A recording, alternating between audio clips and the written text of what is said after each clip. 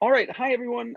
My name is Ben Kelly. Along with Lauren Bernard, I'm the co-president of the Brookline Parents Organization, and I wanted to welcome you all to this conversation that we're having tonight with our new superintendent, Dr. James Marini. Thank you to Dr. Marini for joining us. Thank you to Carey Goldberg for being our moderator this evening. And so we did a couple of these back in June. It's something still relatively new to us, but we got a lot of positive feedback from the previous conversations, and we wanted to kind of give the community and Dr. Marini a chance to kind of get together a little bit as his tenure here in Brookline starts. The Brookline Parents Organization started in 2016 as a group of parents getting together to advocate for more transparency in our schools, trying to find a way for parents at different schools to communicate and work together towards various goals in progressive education, and in general, just to have an advocacy group for parents in Brookline, like across the district. And so we've been working at this for some years now, and we're very happy to encourage any kind of communication and information, access to information that we can. And so that was kind of the thinking behind these conversations that we started to do. And going into the fall, we're thinking of some new things that we're going to work on. But if you have any questions about the BPO, feel free to contact us afterwards. But for now, thanks again for joining us, and I'll give it to Lauren to begin the program. Okay, great. Good evening, everyone. Thank you for attending another Sunday night. We're very happy to be having this conversation. We're grateful to Carey Goldberg for agreeing to moderate, and we're grateful to Dr. Marini as well for agreeing to participate on less than 3 weeks into the job. First, a few words of introduction and background. Dr. Marini is our new superintendent, as you know, as interim superintendent in Brookline, and he brings, according to my math, more than 40 years of experience in education, which includes 28 years alone in the Newton school system.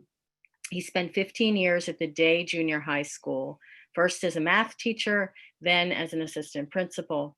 He then went on to work in various school districts such as Concord, went back to Newton to be the principal of Newton North High School for 9 years, assistant superintendent for the high school and operations for 3 years, and went on to be superintendent in Winchester Public Schools for 5 years. And then also did a stint in North Andover as an interim superintendent, and then came back to Newton as an interim superintendent. He retired and then has spent a great deal of time mentoring new superintendents and coaching school leader and leadership groups through an organization called Teachers 21. We are thrilled to have someone with Dr. Marini's experience and expertise leading Brookline schools this year. Thank you. And Carey Goldberg, many of you know Carey. Carey has been a Brookline mom. Her kids were in the Brookline school system from 2007 until this year, and her daughter just graduated Brookline High School. Congratulations. Thank you. Carey has also been a journalist for more than 30 years, having worked for various organizations, including the New York Times and the Boston Globe, and has moderated many, many panels. I have been on already 2 with her, and she is phenomenal, and we are delighted that you agreed to do this. Thank you, Carey. And welcome to the show. Yeah, welcome to the show. And I would like to add an additional very important qualification, which is that decades ago, when I was in junior high, Jim Marini was my math teacher, and he was a great one. And so I want to say that I'm not pretending to be an objective journalist here. The Jim Marini that I knew back then was a mensch, And I don't think that changes over the course of your lifetime, probably. And so when I heard that he was willing to become the interim superintendent in Brookline, what I mostly felt was relief and gratitude that I think we're going to be in good hands. So, and also, Jim, you are a brave person to take on this job. So thank you. Thank you, Carey. Okay, let's get right to it. So first of all, we got masses and masses of questions in advance. And one of them, I think, summed up beautifully the question that is foremost on everybody's mind, which is basically, what the heck is going to happen in the fall? Now, you just sent out an email with 3 possible models: in-person, remote, hybrid. I'd like to suggest that you walk us through this very concretely. Like, let's say I have a little kid, a medium kid, a high school kid. Under the 3 scenarios, what is our life looking like? That's a great question. Truly a great question. And the guidance from the department, by the way, thank you for the introduction. It was great. And I actually remember, Carey, you, and I remember your brother, Brett, very well way back then. Great students, great people. Thank you. The guidance from the Department of Elementary and Secondary Education, the DESE guidance, indicates that all school districts in Massachusetts have to develop 3 models: a full, all return, a hybrid model, in school, sometime home, distance, remote learning, and an all remote learning. All districts have to develop that. So we are developing the 3 models. Which model will be implemented? We have to submit to the department on July 31st. I'm going to bring it to the school committee for their review, and then submit sort of the 3 models to the department on the 31st. By August 10th, we have to determine which model are we going to implement. And at this point, we don't know, nor do other schools. They're sort of trying to figure that out. But on this week would be the administrative retreat. And on Thursday, we're going to be presenting our 3 models. And on Thursday, we have a couple of different models for the remote learning: a week on, week off, 2 days in, 2 days out, 1 day for planning and cleaning. There's a number of different models, but we're going to actually run this through simulations with the principals. We're going to ask the principals to drill down to actually answer the question, well, what does it mean? What does it really mean if you do a hybrid model? And let's say you're going to do a hybrid 2 in, 2 out, 1 cleaning, whatever that's going to be. Flesh out the details of that. And also, if it was week on, week off, flesh out the details of that. And tied to that is looking at the instructional piece. So for me to sit here and say, this is what we're going to do in the fall, would be disingenuous, because we're still working that out. And lay it on top of that, in terms of the work, is the expert panels in Brookline. Right. Brookline is an amazing community. Think about this, really, that the school committee, recognizing that this is a massive task. It's daunting, it's intimidating. It feels, the uncertainty of it is really anxiety producing. So the school committee put a call out. They have a subcommittee on reopening schools. And so they put a call out to the community for people who had certain expertise in different areas, medical areas, safety, instruction, facilities. And I mean, I'm blown away by the response. Now, these are people who are very, very busy in their own lives. Yeah. They are people of substance who are scheduled to the nines, and they have time out of their own personal lives to work with the school department. So we have a setup in the school, a structure in the school where we have a liaison to each of these committees. So, and one of them is with distance learning, one of them is with health and safety and social emotional wellness for kids. And so we're working out all the details of it. But for me to say that you have a senior or a junior or a high school kid, what's going to happen? I know that I met with the high school staff, the administrative staff, and they are very busy looking at, if we're all in, how are we going to schedule kids to try to reduce the amount of exposure kids have to each other. a daunting task at high school because you move to science labs and back and forth. They are working on that. So So you're saying, when you say all in, you mean there's a possibility that all the kids will go every day? that's one of the models that we have to produce. Uh-huh. But with that, because there's always, there's always exceptions to the rule. With the all in-person teaching, they have we have to consider students who may be medically compromised and can't go in, and there may be other reasons why students would not go to school. So we have to provide for that. So there'll be some distance learning. There definitely will be. And there will be undoubtedly staff who are compromised. And so we'll need to work that out. So it's not clean. I mean, and it's not and implemented. So we're working out the details of it. And we have to know by August 10th. It doesn't give us very much time. By July 31st, we'll have the shell. We'll have the 3 plans. And you'll get more information on that. We're doing weekly communication to the community, which I hope provides the kind of information that the community needs. So we'll have, and the school committee will review it. Our panels are going to review it. Our administrators are reviewing it. We'll go to the school committee. But then when we get to August 10th, we have to have a decision. And we will. And just to ramble for a few more minutes, let me just say that the way I look at this is that this is a community that cares deeply. Most communities do, but this is an extraordinary community, I think. Cares deeply about its students, cares deeply about the schools and the staff, and cares about its whole sense of community. So I am really hoping that we can come together, all of us. And we have experts in education, experts in health, experts in facilities, social. We have experts all across the spectrum. Mm-hmm. But what we also have is a deep commitment to one another. We have to have a deep commitment to one another to come together and to really decide what's in the best interest of this town, what's in the best interest of our kids, what's in the best interest of our teachers, and let's make this decision together. I do not want to, and I will not stand on high and say, this is what we ought to do, because it's not for, and I'm certainly not an expert in medical. And I think that if I have any, I would certainly not call myself an expert, but if I have any sort of area of super interest, it would be in bringing people together.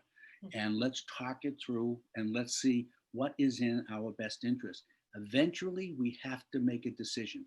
And everybody knows that we're all grown-ups here. We all live in the real world, and a decision that gets made, some will say that's exactly right, and some will say that's exactly wrong. But if we talk about it, and we know that where we're coming from, and our intent is really to support our students and our faculty, you have a balance here. It's if students are out of school and the young, the social, emotional, and connections to other people begin to. Not just the academics, they're regressing on the academics, but we're talking about developmental stuff with young children as they grow. They need to be in that environment. Balanced with, is it safe to be in that environment? And what needs to be in place to make it as safe as we can? And is as safe as we can okay to do that? And so I will tell you, it's daunting, but I come at it from the perspective that if we all sort of listen to each other and we look for the good in the comments that are coming out and make the decision sort of what we believe is as the decision makers as a group, listening to others, getting input, informed decisions for what we think is the best interest of the community, then that's what we'll do. But so after we're all done listening to each other, I'm not completely clear on how the decision actually gets made. Is it you and the director of the Department of Public Health get together and decide, or is it you? Is it the state actually? What about the task forces? What are the mechanics for, and where's the public input? Yeah. Great.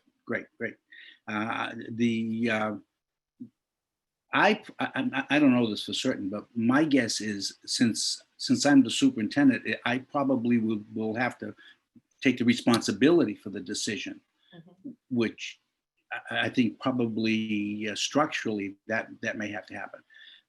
But I certainly don't think I know I'm not going to be making the decision unilaterally. And the public health has a huge role to play here. And the Brookline Department of Public Health and DESE guidelines require communication with the Department of Public Health, and they will take the lead on a number of things by DESE direction. Mhm. So the public health, the science, the safety, absolutely. The public input, we're doing a series of surveys to try to solicit from the community their thoughts around that. And we're trying to leave a place that you could put a little narrative in. And so I would encourage that. I would encourage to fill out the survey. Everyone fill out your surveys. Yeah. And really do that. The public, these expert panels, those are public. You can attend those. And I would encourage you to attend those as well. That whole organization is designed to listen and to hear from the public. And I'll just give you an example. We had a presenter, Dr. Allen, Harvard Public. Joe Allen, yeah, he's great. Healthy buildings. Yeah, he was terrific.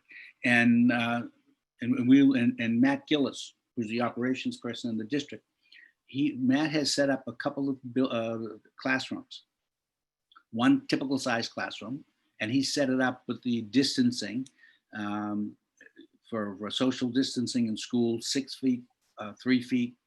And he's taken the one that's sort of an undersized classroom and set that classroom up.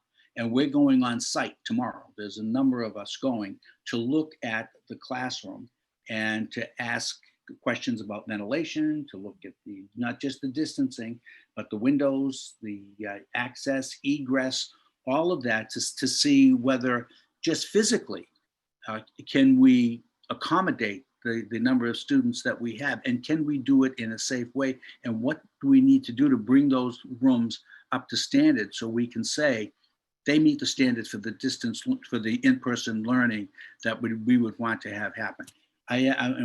So we're going to have to accelerate this process because there may be significant costs involved in terms of getting the facilities at a place where we would say that's adequate for us to be able to, or safe, I should say, for students and staff to be able to come back in. So I feel myself torn at this point. Like half of me is thinking, okay, you're supposed to figure all this stuff out in the next 11 days. Like that seems insane. On the other hand, it seems like, I feel this upwelling from the hearts of Brookline families, which is, you're not going to tell us until August 10th whether our kids are going to be in school or not, or how much. Are they going to be 2 days? Are going to be week on, week off? How in the world are we supposed to set up our lives in time for right after Labor Day? Yeah, right? That's a great question. And the reason that that the commissioner asked us to hold off is the conditions on the ground change rapidly. And he asked that we wait until the beginning of August, and now he's named the date, August 10th, because at that point, and it is short time for people to plan. There's no question about that. I feel your pain on that. But he wants to look at conditions on the ground to the closest time that we would be opening school with the kind of planning that needs to happen. The planning's been ongoing for a long time. But when you get down to the details of it, it starts to feel real, the whole attitude becomes much more of a, I don't know, you feel the consequences much more severely, and you're much more deliberate about what is said. It's not theoretical anymore. Mm-hmm. Now it's going to be real. But you're right. August 10th doesn't give the community much time to plan. It really doesn't. And, we worry. You worry, if you have school, whether it's in person or it's a hybrid, and something happens, and then you have to turn around and close school again. We have to be very, very, very nimble in terms of the instruction, which is a whole other area that needs attention. Yeah. So, okay. So then just to back it up again, it sounds like there are actually 4 possibilities. One is pretty much all in, except for the highest risk people who need to be remote. One is 2 days on, 2 days off. One is week on, week off. and one is all remote. Is that right? I think that's right. But if you hold me to that, I have to say may not be right, because somebody may come up with a hybrid that is not 2 days in and 2 days off. It may be something else that we haven't quite fleshed out yet. Because I'm calling superintendents that around the state. I'm meeting with superintendents to ask basically the question, where are you on this? And how are you thinking about it? So I can inform some of our thinking by what others are doing as well. So generally speaking, those are the shells of the models that we're looking at. But if something different came up that made sense, don't think I held out on you, because I don't know that yet. I wouldn't think it. But so, and will this decision in terms of how much in-school presence we can handle, will that depend on the local Brookline transmission numbers or the state transmission numbers? And do we know what the threshold is of how low it has to be able to be in school? Yeah, I don't think that, I don't think I know that answer. I would talk to Dr. Jett about that and get his opinion on that. But it will depend on, we're doing what's called a stress test or a feasibility study too. But a stress test is how many students can we get in the building? And if we're going to go at 6 feet distance, how many students can we get in? If we go to 3, how many can we get in? And is 3 feet going to, with masks, of course, is that going to be safe? So the stress test is going on. And so part of it will be, how many can we fit in the building? How many additional staff will we need? If you fit most people in the building, and you have to reduce the numbers, and you're going to use alternative spaces, gymnasium, whatever, library for classroom, will you need additional teachers, and how many additional teachers will you need? So we're running the cost estimates, we're running the space. I'm calling it the stress test. And you have to look at conditions on the ground as to whether it's safe or isn't safe, and trying to, put all of that together. So I know, to give you a definitive, this is it, Carey, we've done A, B, and C, and it looks like it's this, and this, because it's so, because it's still evolving. And it'll evolve until July 31, and when we get to the final planning, and then August 10, it'll be decision time. And really, it's the science is going to play a huge part here. The health issues with the community are going to play a huge part. The panels, and everybody wants the same thing. I think we want our students, we want our staff to be safe. We want our kids to be in an environment where they can learn as much as they can learn. We want them to also be able to have not just math and writing, but to also have some art, some music. There's also such a thing as they ought to have a little fun. Yes. There's nothing wrong. In fact, I would say that's the stuff of life. You have art, you have music, you have intellectual stimulation, and you have fun. And so to try to make all of that happen is, I think it's keeping people up at night in some cases. Yeah. And so it also sounds like, okay, so August 10th is decision, but then conditions on the ground could still change. Right. So in fact, even that decision isn't necessarily final. That's right. Okay, geez. That's right. Okay.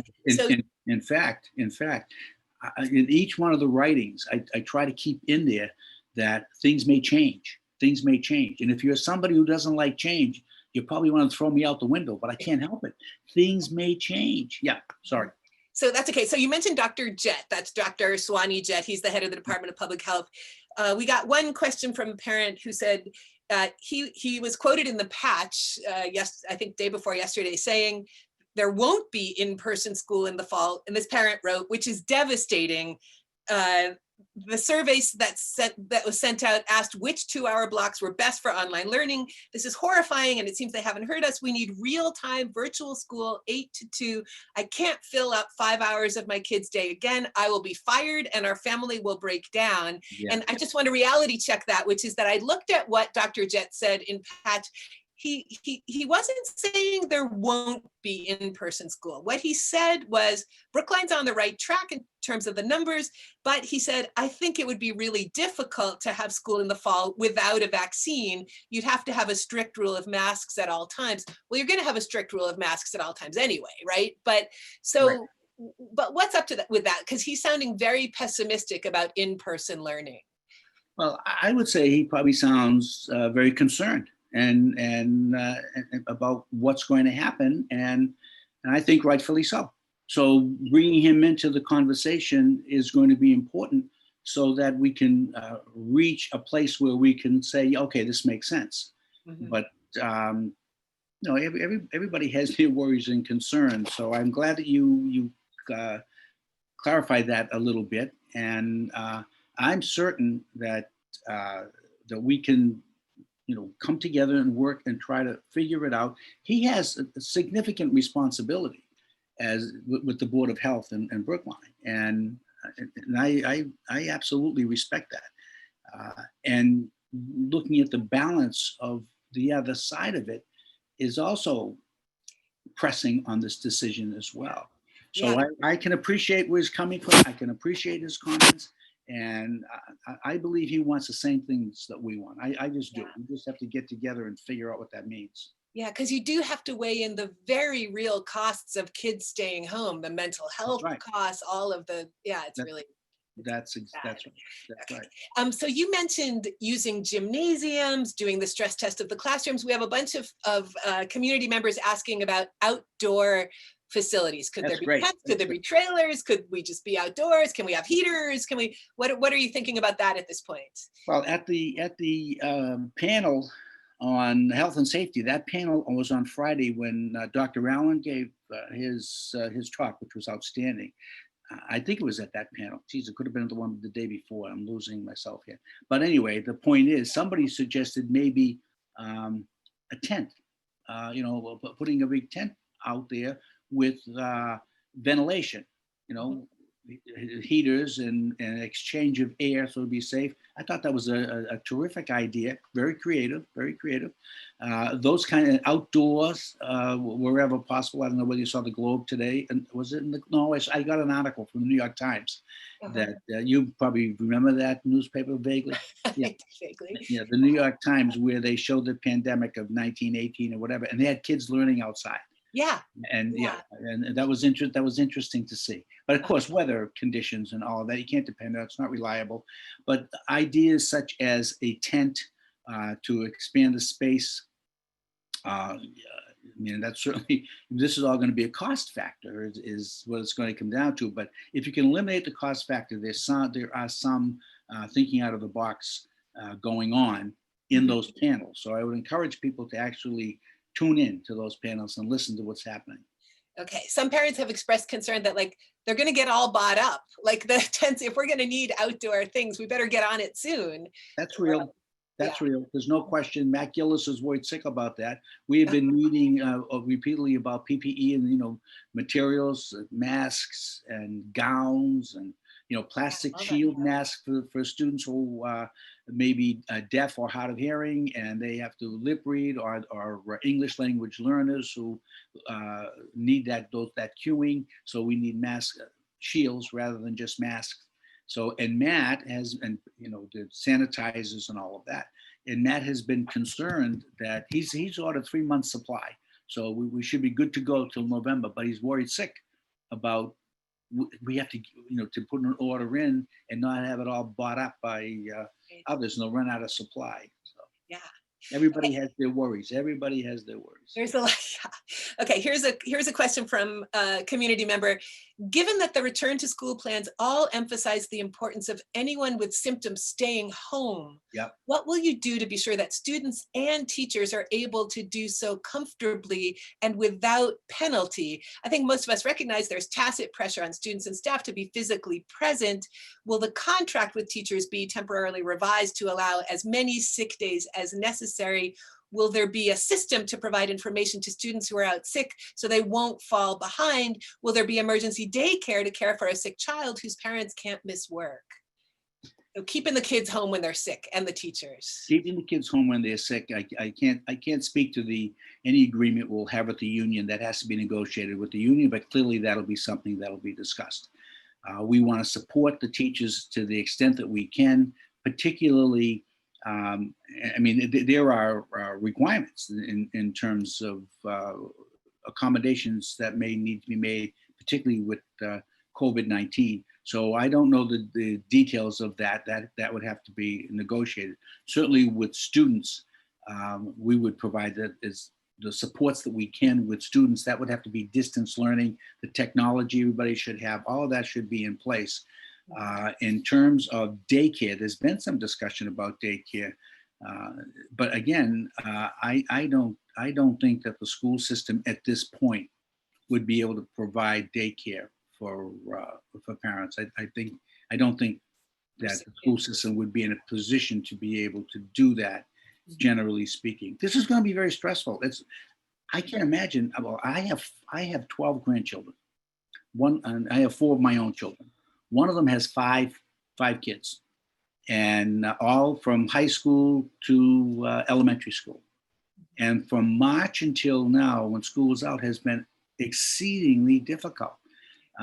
And in terms of trying to keep their education abreast, and then she has her own life, and her husband has her own life, and I mean, all of a sudden it was like, give the teachers 5 times the money they want. Give them whatever they want. Whatever they want. Yeah.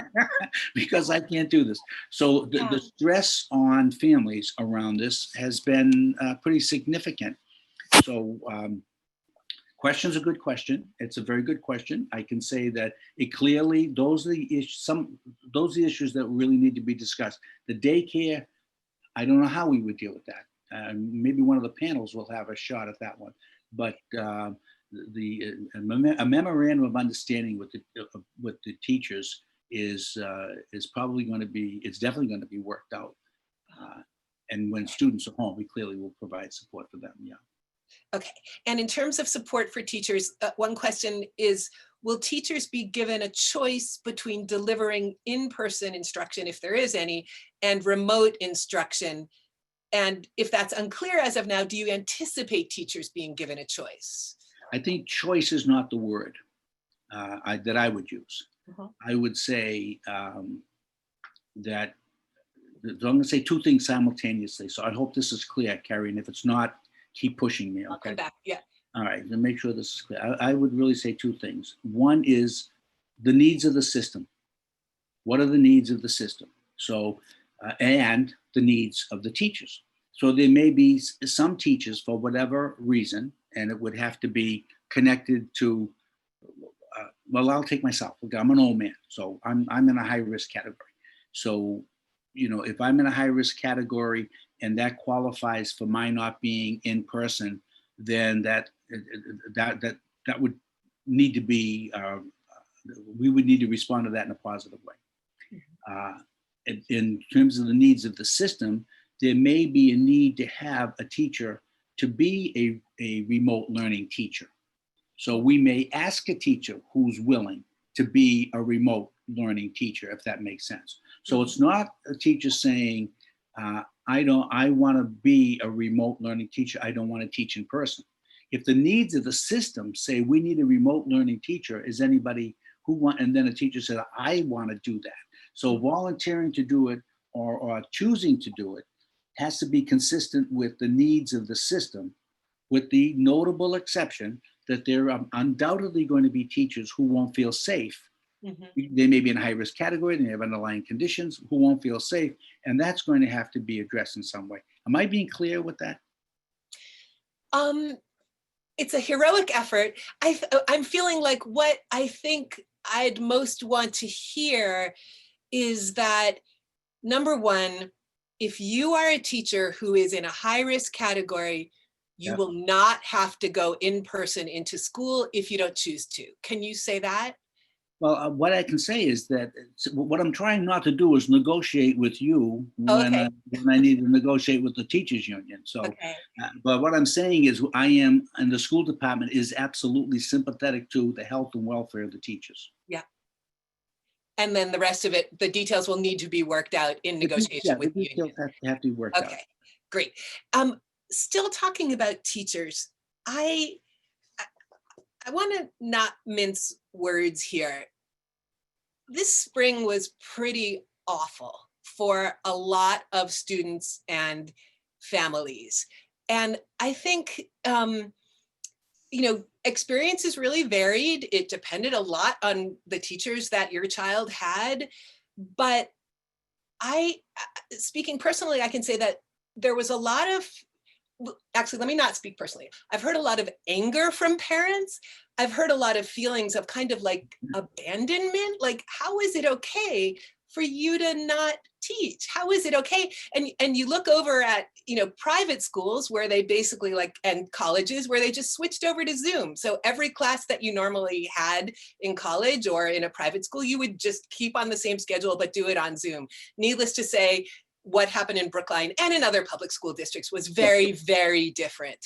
And it was stunning, and I would even say shocking to many of us, how little teaching and learning was actually happening. And this comes from, normally my heart is full of gratitude to Brookline's teachers.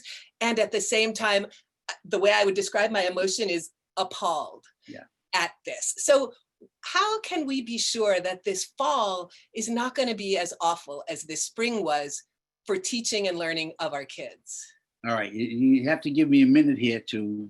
And thank you for listening to my event. That's all right. No, that's okay. No, that's okay. I'm going to do this through a couple of stories. First, I work at Boston College in the doctoral program. It's called the Professional School Administrators Program. And they immediately had to switch to online learning. And the director of the program, I met with her and she said, it's unbelievable because she now those professors all had to switch to online. And it wasn't as seamless as we like to think.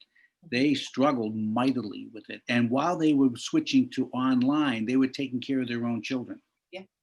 And so the professors at BC were making that transition, but they were also doing it, and they don't have the class load, by the way, that public school teachers have, but nevertheless, they were struggling with it as well.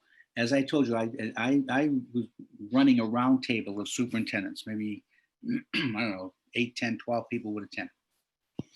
And the superintendents during the spring, and they were talking about how they believed that in the district next door, they were getting feedback from their own community that the district next door was doing such a better job at the distance learning, and why aren't we doing what they're doing?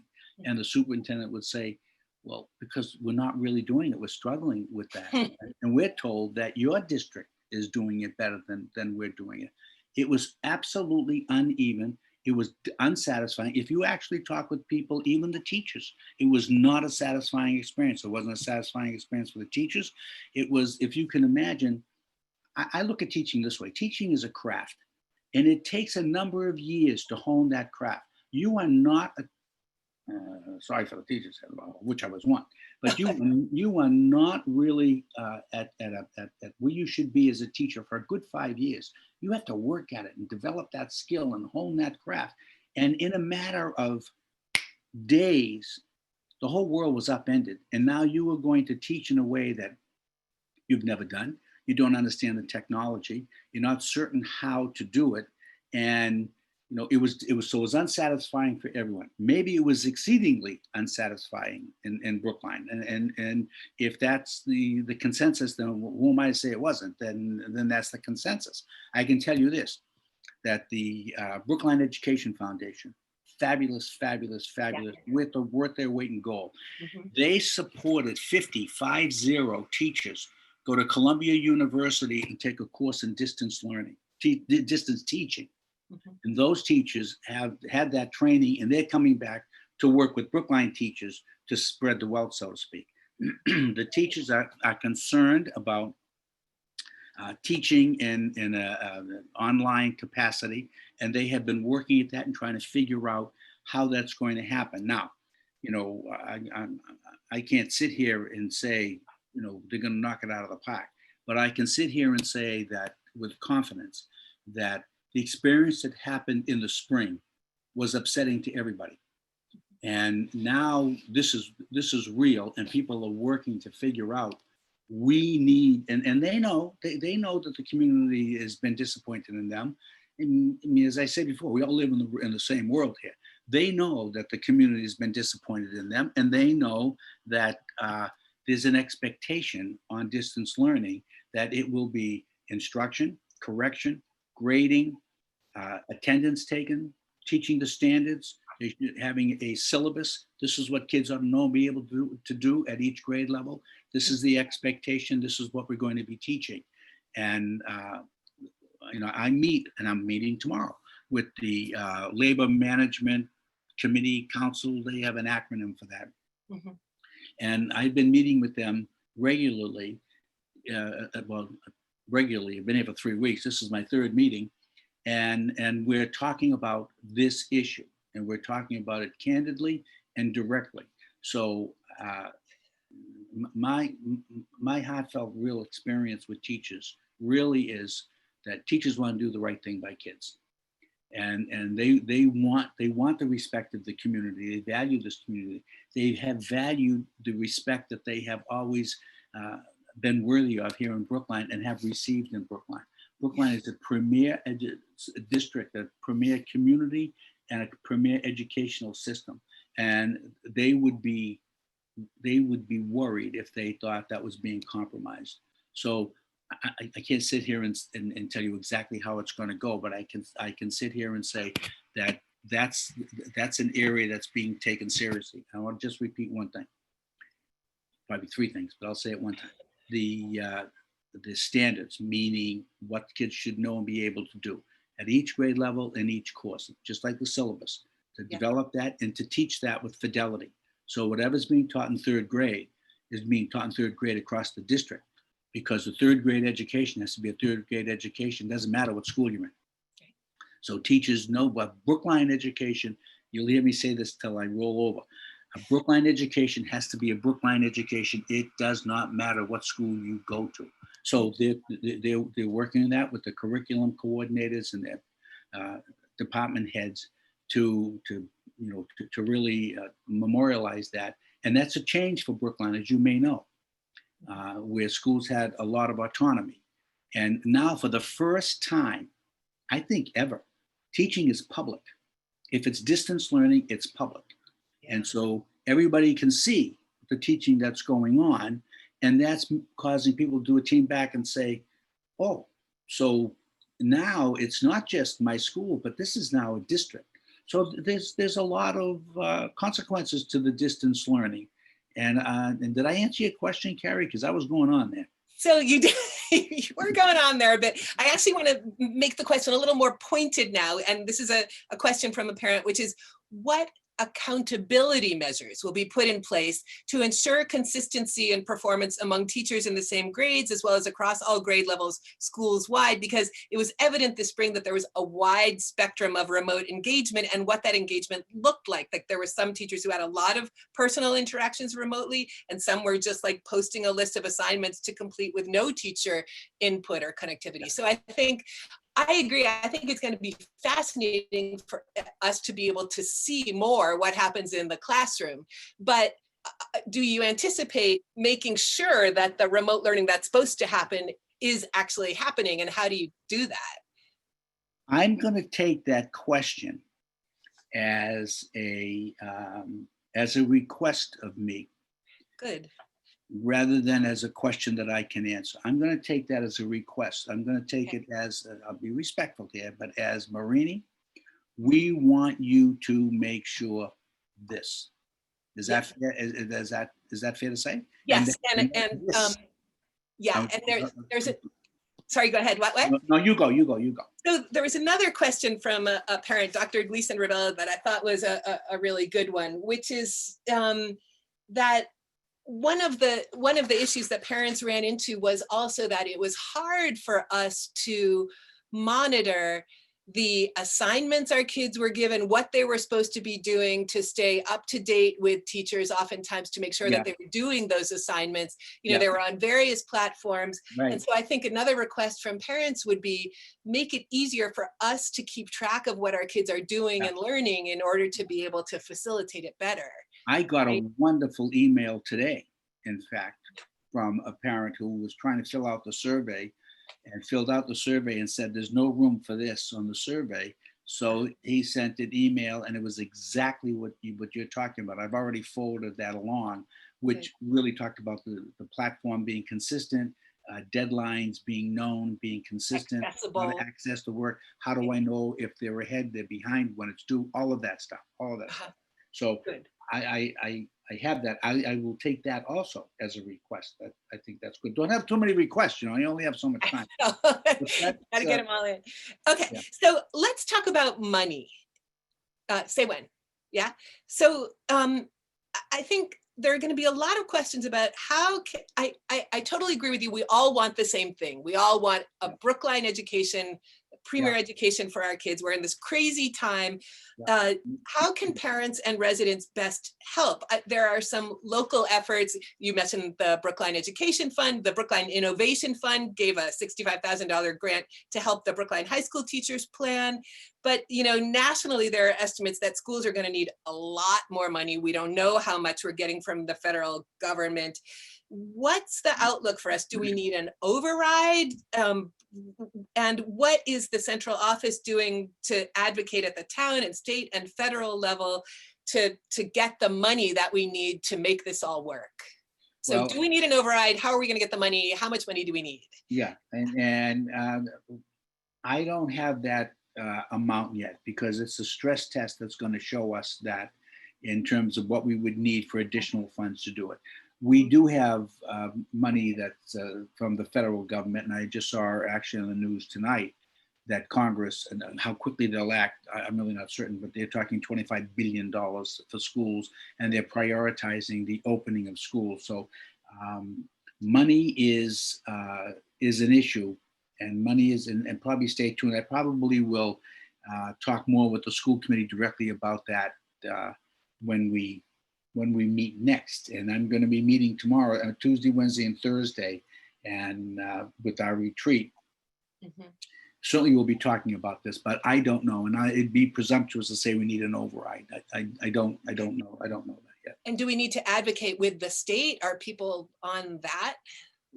I think the state certainly is, and Charlie Baker, the state's budget isn't even going to be done. Well, I think he said the end of August, if I'm not mistaken, where the state, because they just are getting their taxes in July 15th. So the state budget hasn't been determined yet either. We don't know what the result of that's going to be. There are some, thoughts out there that there's going to be a reduction because the coffers haven't been filled. But I don't have anything definitive, and it's as frustrating, quite frankly, for the planners as it is for the consumer, because, and I'm sure it is for the governor as well, because until he has a good handle on how much money the state has really taken in and how that reflects on the budget that he wants, they were going to boost the money for schools by a significant amount, and the Student Opportunity Act, and I'm not certain that that's going to be funded where it needed to be funded. So there's a lot of uncertainty all over the place, and I mean, I get the question, I get the concern, but I would just be guessing, and you don't want me to do that. No, but would you, it sounds like you were saying the stress test could help determine exactly how much more money we're gonna need. That's my hope. That's my hope. Yeah, that Do we're you gonna. Expect that by August 10th, when you need to submit the plan, that it'll have a number on it? I would like to be able to say, if we were going to do in person for everybody, we would need this much money for resources. Yeah. And same for hybrid. Yeah. Or for remote. Right. Yeah. Okay. Great. Okay. Shifting gears into special education and IEPs. There were so many questions that came in about special ed that I would really suggest that you schedule a special session of Q&As about those questions. But the fundamental question is, so recently Governor Baker said at a press conference that he's gotten the most feedback about remote learning and what it did to kids in terms of kids on IEPs and in special ed, and that they really particularly suffered being away from the school environment. And his administration told district leaders to develop focused plans for students with special needs, including that they particularly need to participate in person every day, regardless of whether a school has a plan in place or for rotating cohorts or not.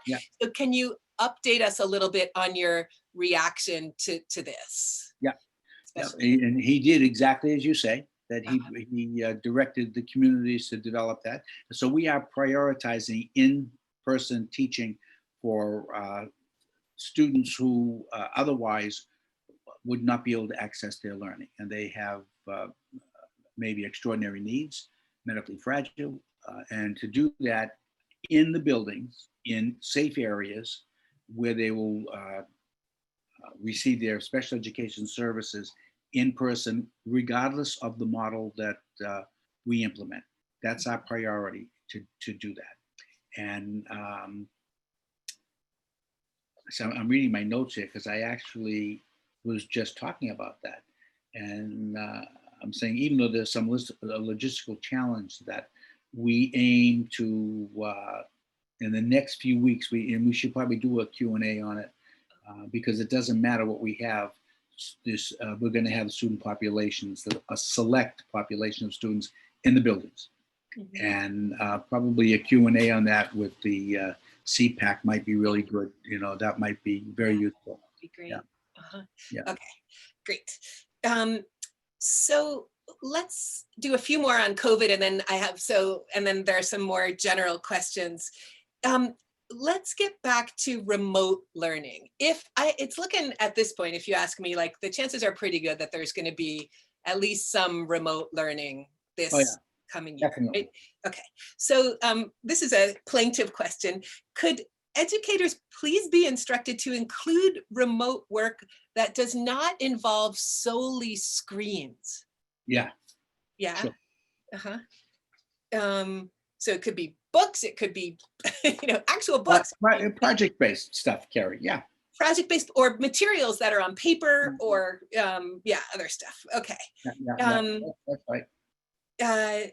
Okay. Then what will so here's a question from a parent.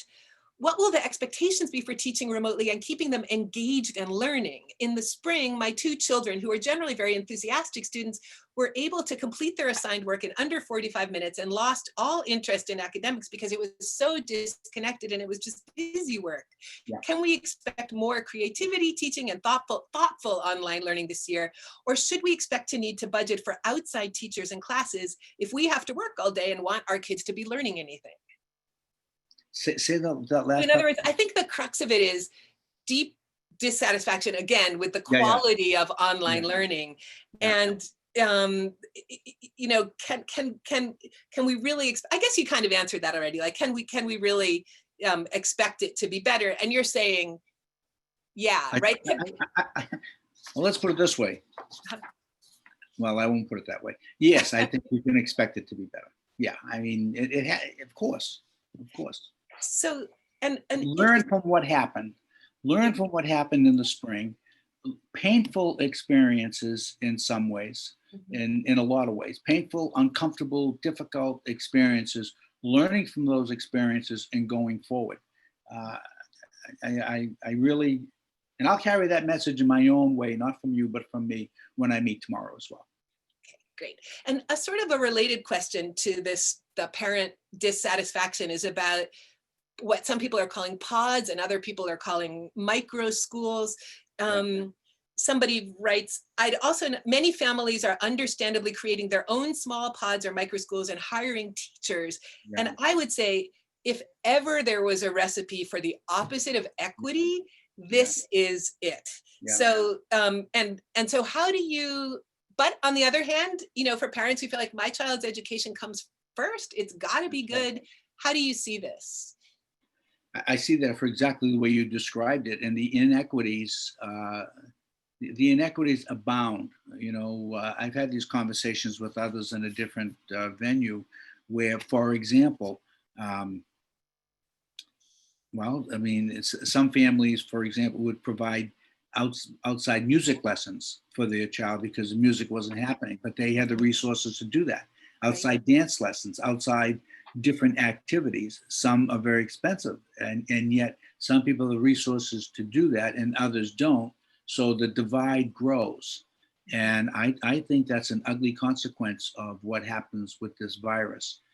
And yet, if you are a parent of a child who needs to be engaged or wants to be engaged or has talents and skills and inclinations that you want to grow and seed and develop and nurture and support, and are you not going to do that? So it's not a right or wrong in that sense. It's not a moral judgment in that sense, but it's an ugly consequence that furthers the divide that will well, it finds it is in society. It'll find its way into schools, and that whole area of equity is one that teachers talk about all the time, administrators talk about all the time, and really trying to understand what does equity mean, and how do we affirm every student so that every student is getting the attention, the need, the affirmation that they need so they can become who they are. They can find their inner strength, and they know that somebody believes in them. You'll get me going forever on this, and how you actually actualize that equity piece is constantly on the mind. In fact, we're going to be doing, I keep going back to next week, but on Wednesday, we're going to be spending a better part of half day actually discussing this and discussing equity and doing training with the administrators. But this is about a spirit. This is about a belief. This is about values. This is about your behavior. We can do training till the cows come home, but what do you believe and what are your actions? How do you carry out those actions? How do you behave on an everyday basis? How do you have a culture that really addresses that? It's one of those things that it's one of those areas that we talk about a lot, and we need to make sure that our behavior is more naturally aligned with that. And so what's the training that you're talking about next week? Is it anti-racism or is it anti-racism and equity and culturally proficient kinds of behavior? Yeah. Police, Warnham will be doing that. Because we've got several questions about anti-racism and equity. One community member asks, what actions will you be taking to end institutional racism within the Brookline Public Schools? And also more concretely, that's concrete too, but also concretely, if the schools reopen this fall, what policies will be put in place to ensure METCO students and students traveling from outside Brookline will be able to safely get to class? Are buses and trains running? Like, are you going to make sure that those students get here? Oh, without question, that the whole transportation piece, Keith will help us with that too. But the whole transportation piece, and this may be, I believe it. These are Brookline students who happen to live in Boston, so and they're going to get all the transportation that they need to be able to do that, and. So yeah, that is that's a given. I think that's a given. That there's no question that METCO, if there's in-person school, METCO students and others from outside Boston will be coming. No question about that. There'll be no interruption to the METCO transportation piece. I can't imagine there'd be any interruption there. Okay. And just to come back to the pods and the micro schools for a minute.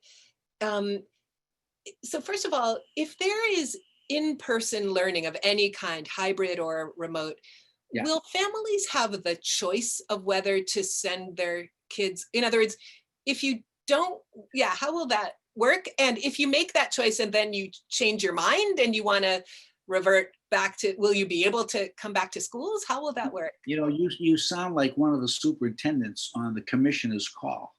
They ask that question all the time. And the response is, we owe kids an education. The public school, compulsory education, we owe them education.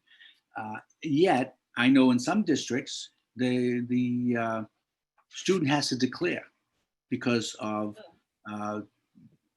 staffing issues or whatever it's going to be. So a student has to declare, I'm going to be remote. And so they are part of they're going to take their instruction through distance learning. And others may say, no, since we're in, I'm going to do it that way. So we haven't actually declared that. I mean, I think if something, let's go one that's out of the kid's hand a little bit. Let's say the student's in school and gets ill and is home. Well, of course, they're going to continue with remote learning. And let's say that then when they get better, they come back into the school. So I'm avoiding some of your question, but let me answer it sort of the instructional, that the in-school, in-person instruction and distance or remote instruction, to the extent possible, needs to be seamless. Now, it can't totally be seamless. And that means that the expectation for what's being learned in person has to be the same for the expectation of what's being learned at home. So that, the standards, the expectation, the curriculum, all that stuff, that has to be the same, so that if a student does move from remote to in person, that they can continue with that class. And it may not be completely seamless, but it should be enough seamless so that the student is not lost and doesn't feel out of sync and is able to go back and forth. Now, the larger question of, can they choose? Well, this week I'm going to be remote. Nah, next week I'm going to be in person. Probably not. And if somebody changes from one mode to the other, then there probably will be some discussion about that. And we always want to try to do what's best for that child and the family. So I'm not going to sit here and say hard and fast, you won't do this, you will do that. All I'm saying is let's be reasonable here. You can't go back and forth at a whim because, I got up late this morning, I'm going to do a kind of thing. You right, no. You have to commit, but then we have to be reasonable, and do what's best. But everybody has to be reasonable. Parents have to be reasonable too, and understand that we can't knock things out of kilter if it messes up the way the system has to work. You make a commitment and you try to go by that. And life changes sometimes, and we'll try to go by that. But you can't be willy-nilly, come and go. Okay, so the teacher can say, all right, I'm going to be in school teaching, but next week I'm going to be remote. You really can't do that. That's a stretch, that example, but you get it. Yeah, I get it. Okay, so it sounds like you're saying it will be possible to switch, but it will be discouraged to do it at all, on a whim or. No, you can't do it on a whim. I'd go more than that and say, no, you can't do it on a whim. Okay. There would have to be a reason. I mean, I'm assuming if you actually have, an in-person and a remote, no, you can't. You would not be able to do it on a whim. I can be definitive about that. That we wouldn't be able to manage that. Okay. I want to return for a moment to equity, and specifically racial equity, and whether you have developed plans. Some people are asking, are you planning to revamp the teaching of history so that it better reflects our racial history? Also, well, actually, let me leave it at that. And racial equity in terms of staffing, because in the recent pink slips, that was a major issue. That was a major issue. So let me say two things, or maybe three, but let me start with two. When George Floyd was murdered and Black Lives Matter really began to be present across the country, we were not in school, and we didn't have a way of processing that. We didn't have a way of processing it with teachers, didn't have a way of processing it with students. And students, particularly as they get a little older, they want to process real world social issues. They want to be, and they ought to be able to do that with trusted adults to clarify their thinking and be able to help them clarify their own values and what they believe and be who they are. So we didn't have a way of actually processing that. So the implication over to the history department in terms of what is U.S. history anyway, and what are the particularly with you see the statues, you see all of that, and it begs the question to go back and look at what is the U.S. history program or American history program across the grades from young all the way through, not just high school programs. And I do think there needs to be a review of that and to look at that to see what is it that we should be teaching. You know, MCAS was not able to get a history exam because whose history are you going to, when they were doing, I didn't know that. yeah, they couldn't decide on history because what is history and how and what's the focus on it. So, but nevertheless, I think you have to teach U.S. history. I think that's a state requirement. But nevertheless, to try to get the program and look at the program and how the program, the actual curriculum, there is no question, I have no doubt. I'm not going to sit here and say in September we're going to have a new history program because we're not. But I do think there needs to be a review of what we teach in American history. And by the way, it may not just be American history, it may be literature, it may be in the other departments as well. And I think it's probably long past due. And then, not in Brookline, anywhere. Yeah. And then in terms of staffing, there was, well, first of all, have all the teachers who were pink slipped been restored? And if not, why not? Yeah, I think there were 364 teachers that were RIFed, and I think they were all returned. There may be a fraction of some that were not. In other words, 1 or 0.6 or something like that. You know. But otherwise, everyone's back. And then there's a also on staffing. There's a question about paras. Yeah. You know, they play a huge role in special education. Brookline has struggled to fill those positions. Yeah. And there have been a lot of comments submitted by paraprofessionals that talk about issues around training and pay and unprofessional treatment. Can you talk a bit about what you've learned thus far about any of these issues, whether you'd be open to additional conversations about how to improve working conditions for our paras? That's a negotiating thing again, Carey. Nice try, but I can't talk about that with you. Okay. Okay. Well, now, so while I'm asking you tricky questions, here's another one. So I kind of want to ask for your diagnosis of how I have felt increasingly over our time in the Brookline schools that we were going off track somehow, that we weren't living up to our potential. And one question that came in from a parent was about broken trust. You know, it's this sort of sense that especially relations among the administration and the union and the parents and the school committee have not been working as well as they should. And, you know, we couldn't get together on a night school, an override failed. What's your diagnosis and what's your treatment for getting this? You know, it's still an incredible town, but we should be even more incredible. What do we need to get back on track to living up to our potential as a district?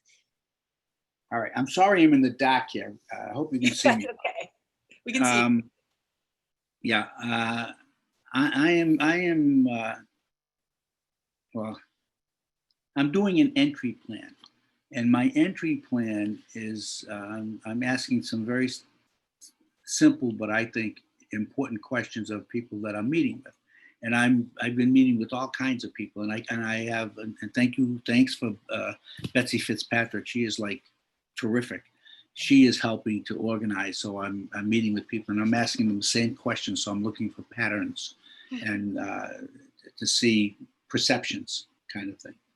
And in my preliminary kinds of work that I'm doing now, there's one theme is that people love this town and they like the people. Yeah. And they really do. And they like the sort of the values that are represented. Except for a few people on Facebook. Well, yeah, Facebook, stay off of Facebook. It gives you agita, you don't need that. However, my analysis right now is you have some very, very interested, talented, bright, engaged people in Brookline. There are very few shrinking violets around here. Oh, you don't say. Yeah. And if you actually scratch the surface, these are good people. These are really good people who pretty much want the same thing. Mhm. But in some ways, they're talking past each other and not with each other. So, but Uh-oh, can't hear you. I think you might have just muted yourself. Could you have? Oh gosh, lost the sound. Can't hear you. you can't hear me? Oh, now I can. Yeah, good. Go ahead. Sorry, come again. Yeah. Uh-huh. Okay. So sorry, that phone will go off by itself. It's probably, somebody trying to sell me something. Yeah. Anyway, what I see are people who care deeply about the town, and they're bright, they're thoughtful, and the perspective that they bring, I resonate with, to be honest with you. But somehow they're not able to talk with each other. Yeah. And so it ends up appearing to be at odds or not consistent with where they want to go, but it's really not so. So I think it's really a matter of bringing people together and being able to listen to each other. And actually, if you listen to each other, you're not that far off from what people want. I find that across the board. I find it absolutely. I'm very, very comfortable in Brookline because the values seem to be pervasive. Now, how people talk to each other, how they get to that value, all right, we need a little work there. But the value itself it's there, and it's there in a profound way. And I think you're right. Some people feel that Brookline has lost its way. And how do we get back on track? Mhm. Well, I would say Brookline's on track. How do you get back to communicating with each other? How do you get back to really actually being able to say, I hear what you're saying, I like what you're saying, and maybe I should shift how I'm saying what I'm saying, because we're basically saying the same thing.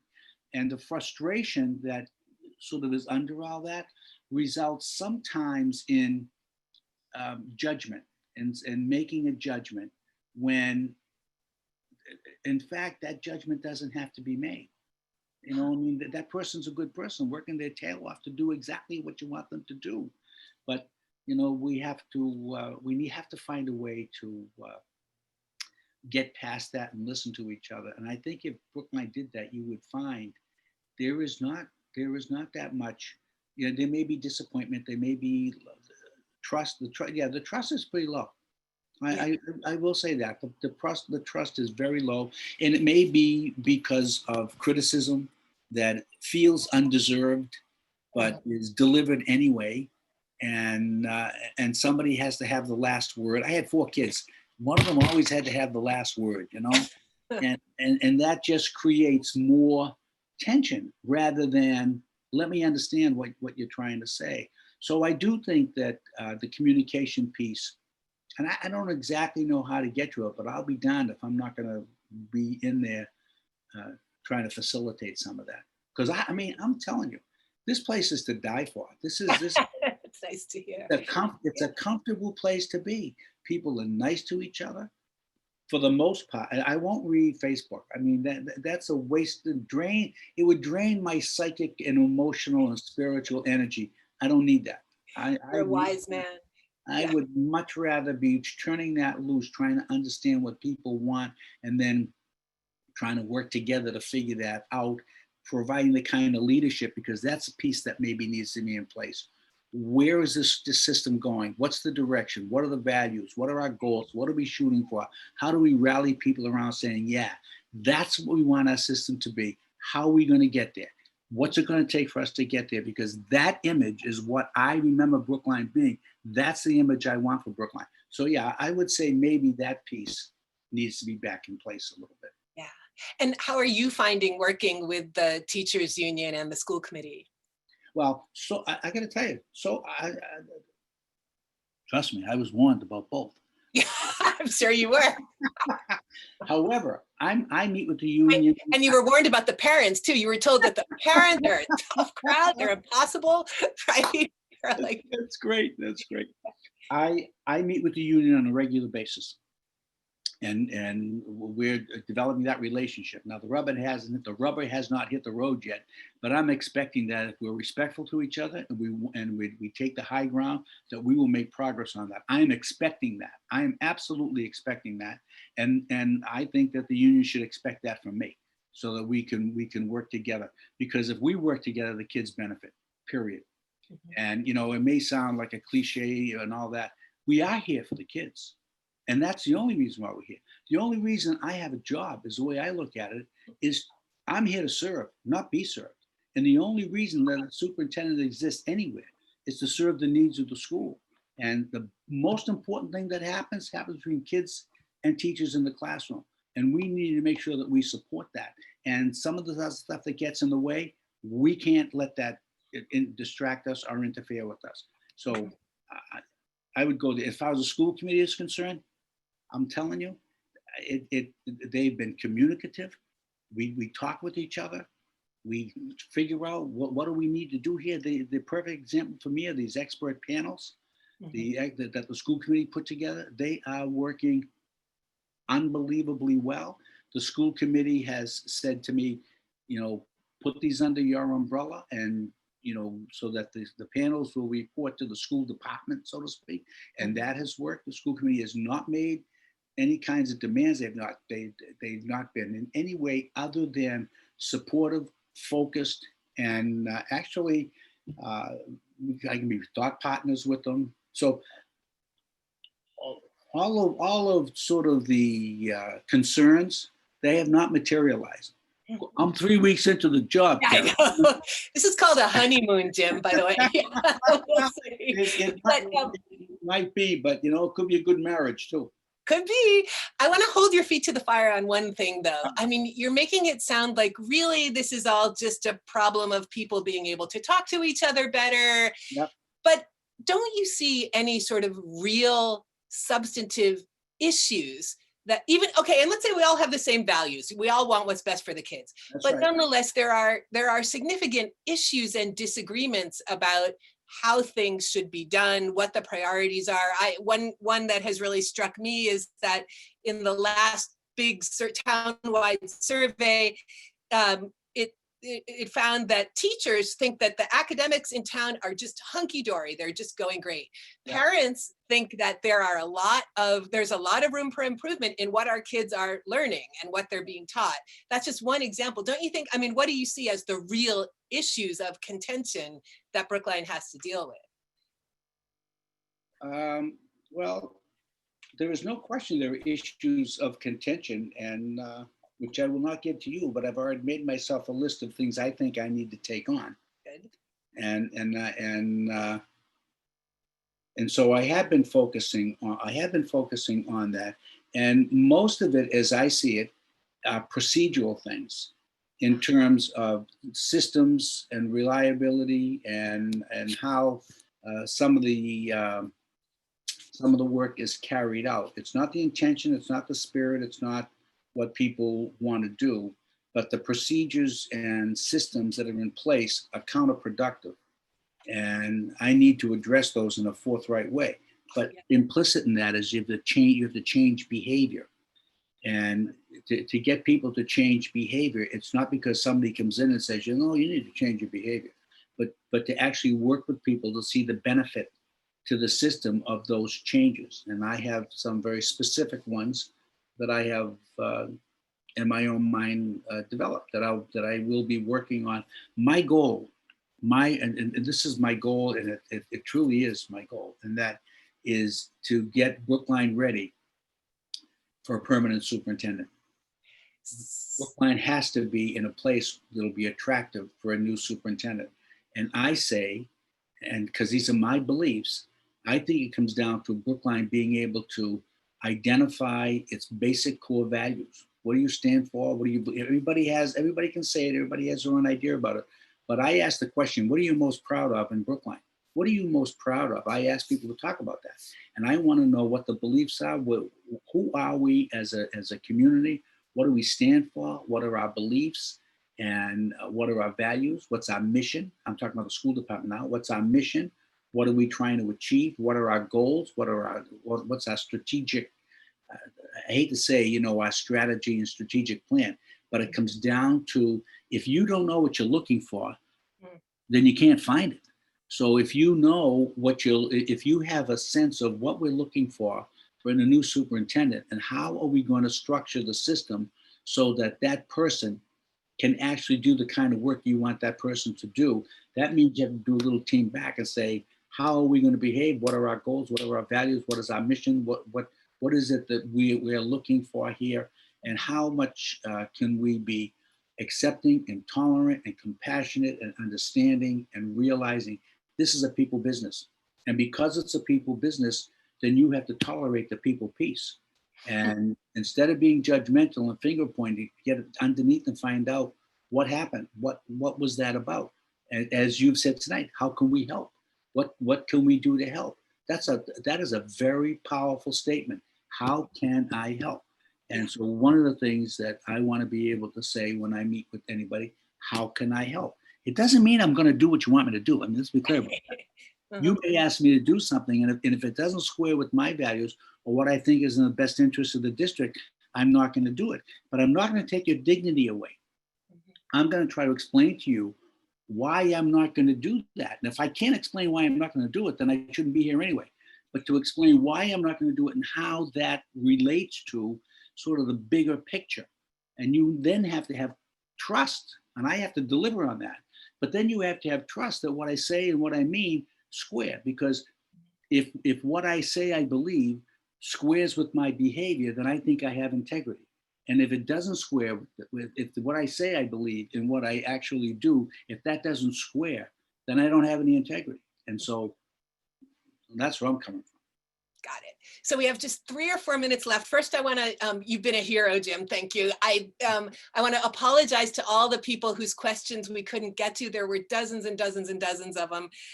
There's a particularly intriguing one that just came in. Dr. Marini, I think everyone should just call you Jim, right? Yeah, that's right. Okay. Brookline needs a lot of work in healing. If we hire a new permanent superintendent for 21-22, it will be our 4th superintendent in as many years. We need stability desperately. Would you consider serving a 2nd year as interim so that we can find the best person for the permanent position, and more importantly, implement some of the changes we need under your leadership? Well, it's a little premature maybe, but. Yeah, it's whoever wrote that question, I thank you from the bottom of my heart, but we have a lot of work to do to get somebody on board. Yeah. Oh, sorry, you can't hear you again. Oh, there you go. How about now? Yeah, you said a lot of work to get somebody on board. Yep. Yeah, I mean, when you have that much turnover, that much inconsistency, that rocks the morale, because no one knows what you can rely on and what you can't rely on. So I appreciate the thrust of the question, but I would say, and I've committed myself really for a significant amount of time for this year, let's do what we can. Let's really do what we can. You need to make me irrelevant. I have to be irrelevant.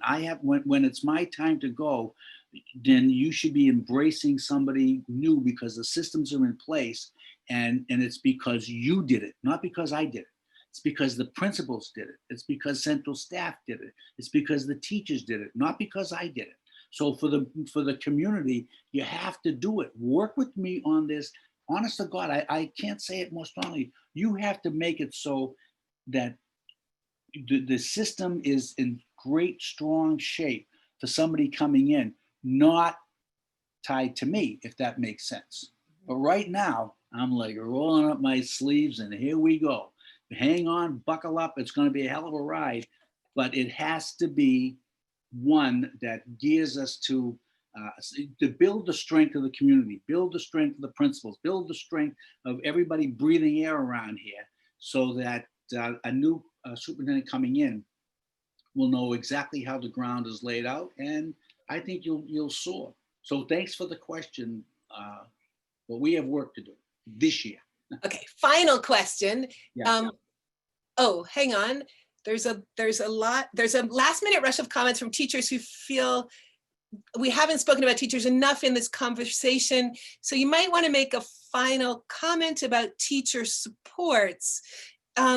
And maybe you could combine that with, what I would like to end on is just some reassurance. Like Tony Fauci had a great quote yesterday or the day before about like, look, this is brutal. We're going to get through this. This is going to, speaking about COVID, this is going to be over, and we're going to want to look back and say we did the best we could. But, and so what's the reassurance that you would offer as a closing note, especially to teachers and to families as well? I would say there's a lot of strength in Brookline. There's a lot of strength, and there's a lot of good spirit, and there's a lot of heart in Brookline, and that we need to pull that out of each other and embrace each other, instead of teachers feeling that they let the community down with the distance learning. They were going through a change they hadn't experienced. They didn't know what to do. And I know the pain from that is stinging. Turn the page, it's done.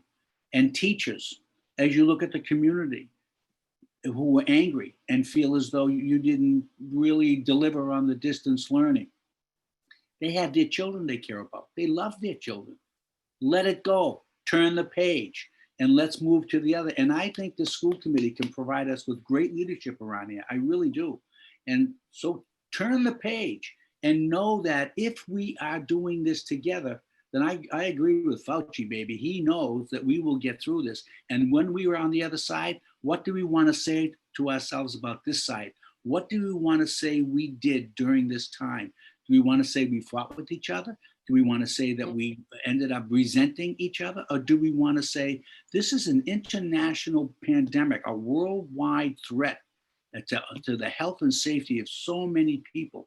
What are we doing as a community when we look back and say we embraced each other virtually, but we embraced each other, we supported each other, we understood each other, and on the other side of it, we're better for it. That's what I would say. And yeah, we are going to get through it. And we're going to get through it together as well. This is going to be a tough September when school opens. I am going to need all the support I can get. I need all the support I can get from everybody breathing air, because there are a lot of different perspectives that are out there. And I'm not a shrinking violet myself, so I'm willing to engage in all that stuff. So long as it's done in a respectful way, it's done in a way that honors the dignity of every human being. And that for me, that I don't care what you look like, where you come from, or anything else, you deserve to be treated with respect and dignity. And I deserve to be treated with respect and dignity. If we can do that, then there's nothing that's going to stop us. There's nothing. And then we'll have so many people applying for this job. You'll have to split it. Yeah. From your mouth to God's ears. Yeah, that's right. Thank you, Jim. Ben and Lauren, you want to take it back? Thank you. That was fantastic. All right. Oh, here I am. Thank you. Thank you, Carey. And thank you so much, Jim, for agreeing to do this tonight. And for your words. And I thought, what you said at the end was totally spot on. So really, I appreciate it. And thank you so much to everyone for listening and sending your questions. Obviously we didn't get to all the questions. Apologize. It's just, there's only so much we can do in the amount of time that we have. But I'm sure that if you have questions that weren't answered, you can email Dr. Marini, you can email the school committee and voice your questions in that way. And so beyond thanks, I think that's kind of all I have to say.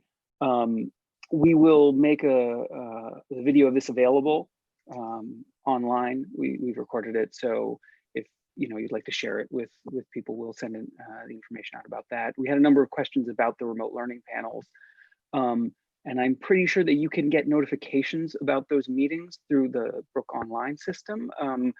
I will do my best to send an email about that in the next couple days, so everybody can have access to that.